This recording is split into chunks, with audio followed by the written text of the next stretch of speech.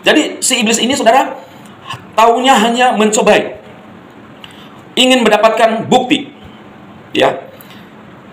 Dan si setan itu hanya ingin menyesatkan.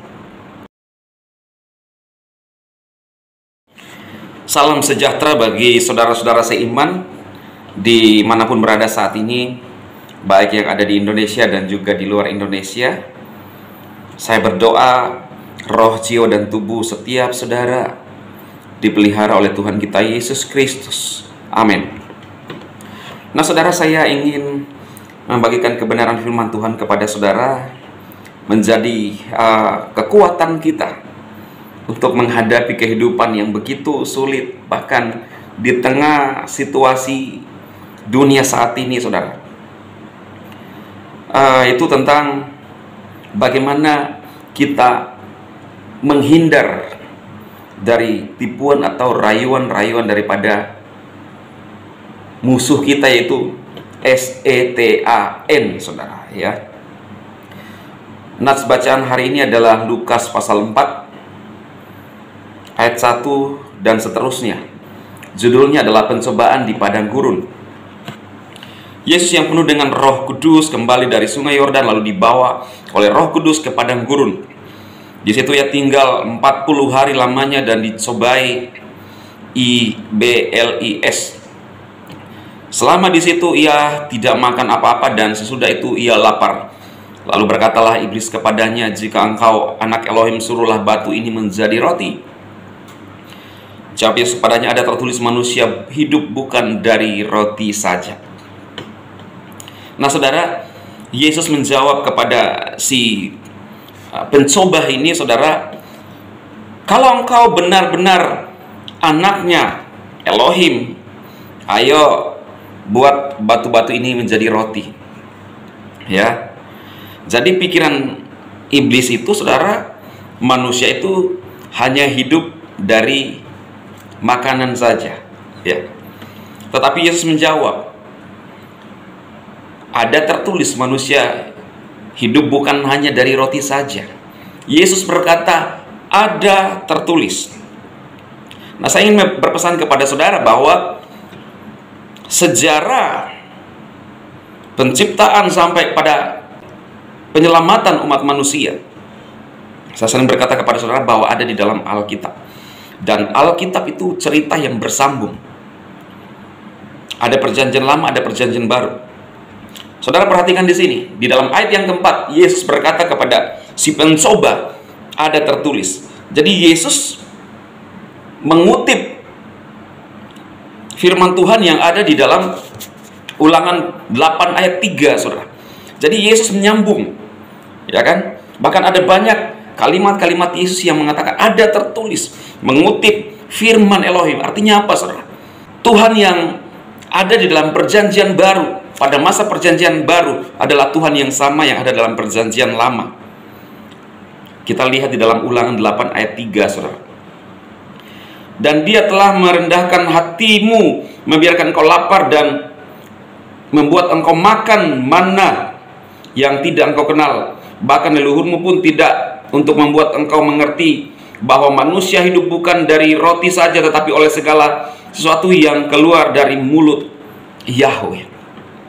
Nah, saudara-saudara, ini harus kita mengerti dan harus memahami bahwa kehidupan manusia tidak hanya berakhir pada kehidupan fisik saja, yang bisa makan roti kemudian kenyang selesai.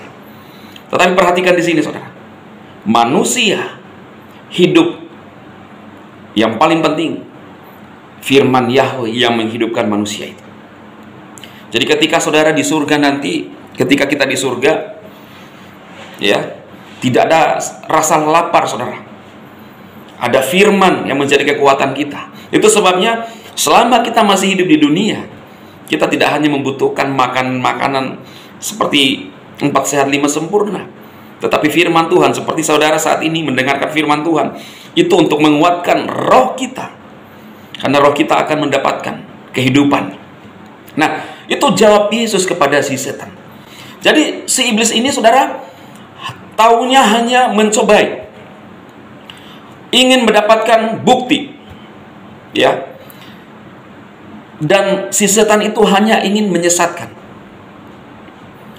Ada banyak perdebatan tentang pasal ini, saudara. Loh, kok bisa Yesus dibawa oleh si setan seperti diarahkan gitu, saudara?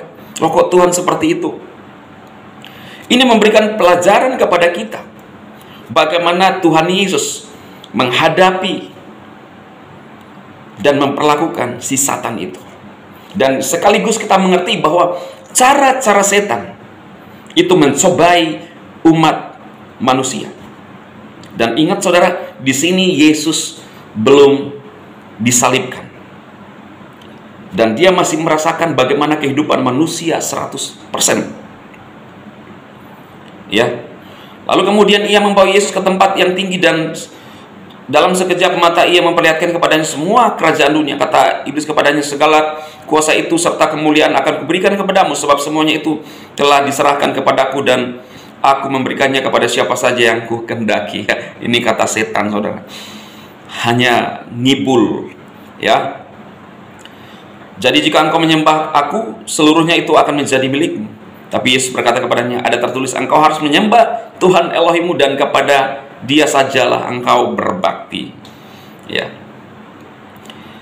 Kemudian ia membawa Yesus ke Yerusalem dan menempatkan di bubung Elohim, lalu berkata kepada, jika engkau anak Elohim, jatuhkanlah dirimu dari sini ke bawah, sebab ada tertulis mengenai engkau, ia akan memerintahkan malaikat-malaikatnya untuk melindungi engkau, dan mereka akan menatang engkau di atas tangannya, supaya kakimu jangan terantuk kepada batu. Yesus menjawabnya, katanya, ada firman, jangan engkau mencobai Tuhan Elohim. Ini adalah cara-cara iblis, saudara. Bayangkan, saudara lihat, iblis pun menggunakan firman Tuhan untuk ngibul. Ya, bahwa ada tertulis, engkau akan dilindungi oleh malaikat-malaikat. Kata iblis, saudara. Dia mencobai dengan menggunakan firman. Tetapi Yesus menjawab, ada firman, jangan engkau mencobai Tuhan Elohim.